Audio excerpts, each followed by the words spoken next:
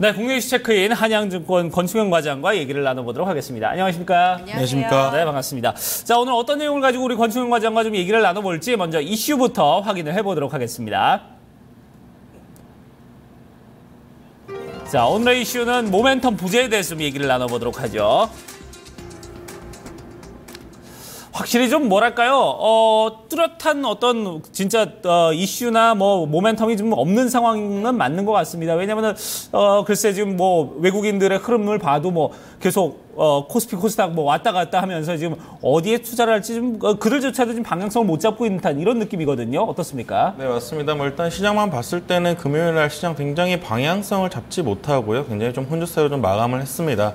코스피 같은 경우에는 오전 중에는 좀 플러스로 전환을 하는 모습도 좀 보여주긴 했습니다만 오후에는 외국인의 매도세가 좀 굉장히 좀 강해지면서 기간 또한 또 오전 중에 매수를 하다가 매도세로 좀 전환을 하면서 좀 굉장히 좀 약한 시장의 모습을 좀 보여줬습니다. 또 코스닥 같은 경우도 뭐 상승해서 시장을 했습니다만 강보합 수준으로 좀 굉장히 좀 약하게 좀 마감을 했고요. 외국인 같은 경우는 300억 정도 매수를 했습니다만 기관 같은 경우는 매수에 동참하지 않고 좀 매수하다가 매도로 다시 돌아서는 그런 모습들을 좀 보여주면서 좀 굉장히 약한 시장의 모습, 특징적인 굉장히 약한 모습이었고요.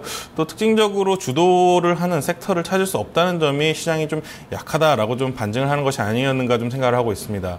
일단은 뭐 중국의 중추절과 한국형 블랙 프라이데이 때문에 뭐 화장품이라든지 이런 소비재 쪽에서 오히려 좀 강한 모습을 나오기는 했습니다만 그다지 뭐 거기서 대장주를 찾기에는 좀 굉장히 쉽지 않았다라고 좀 생각이 되고 있고요. 네.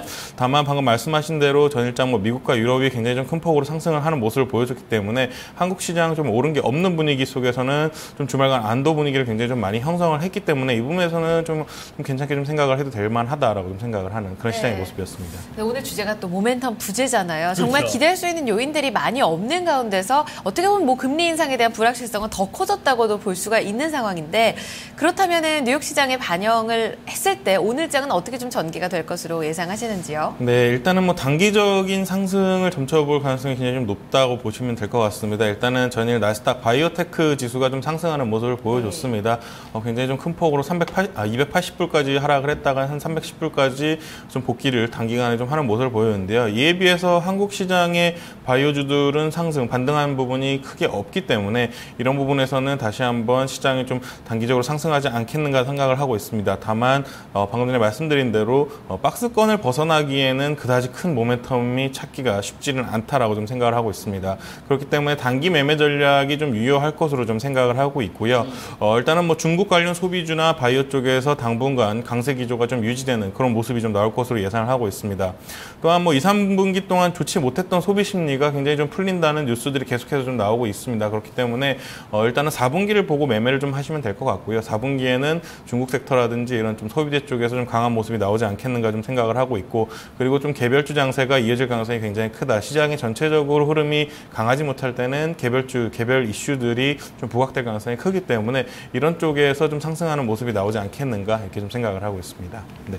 네, 자 우리가 좀 모멘텀 부재와 좀 이런 부분에 대해서 좀 계속해서 얘기를 나누고 있는데 시장에 대한 예상들도 좀 해봤습니다. 자 그러면 이제 여기에서 이제 어떻게 좀 앞으로 이제 흘러가야 될지 이런 부분도 좀 우리가 좀 계속 좀 체크를 해봐야 될 텐데 어떻게 봐야 될까요? 네, 일단은 뭐 시장 같은 경우는 금리 인상에 대한 가능성이 점차 낮아지면서 안도랠리가 좀 가능한 상황이다라는 마음을 좀 품게 됩니다. 다만 개인적인 생각으로는 오히려 금리 인상에 대한 이슈가 좀 더 높지 않겠는가라고 좀 생각을 하고 있는데요. 그 이후에는 이번에 나왔던 고용 지표 같은 경우에는 그동안 이제 한 5.1%까지 이미 떨어진 상황이기 때문에 신규 직업이 창출되기 어려운 상황입니다. 그렇기 때문에 이 지수가 제가 봤을 때는 분명히 뭐 금리 인상을 하지 못하기 위한 요건이 되기에는 충족되지 못했다라고 좀 개인적으로 생각을 하고 있기 때문에 일단은 뭐 추경 매수는 좀 자제하셔라라고 좀 말씀을 드리고 싶습니다.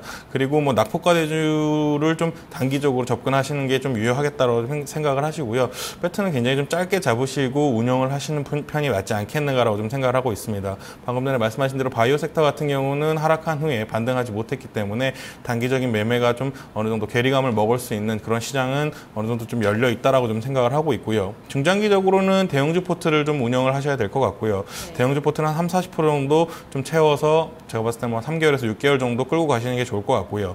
단기적으로 중소형주의 이슈에 따라서 좀 어느 정도 포트로 한 20% 정도 운영을 하신다면은 현금 한 30, 40% 정도 좀 유지를 하시고 운영을 하신다면은 제가 봤을 때 안정적으로 이 시장을 좀 이끌어갈 수 있는, 지켜볼 수 있는 그런 시장의 모습이다라고 좀 생각을 하고 있습니다. 네. 그래도 일단 뭐 미국의 금리 인상이라는 이슈를 앞뒀을 때는 조금은 조심을 해야 된다. 현금은 꾸준히 좀 들고 가자라는 전략을 주셨고요. 다만 우리가 트레이딩에 나서게 된다면 배트를 짧게 갖고 좀 대응을 해보자라는 전략 주셨으니까요. 이런 부분들 같이 좀 참고해 보셨으면 좋겠습니다.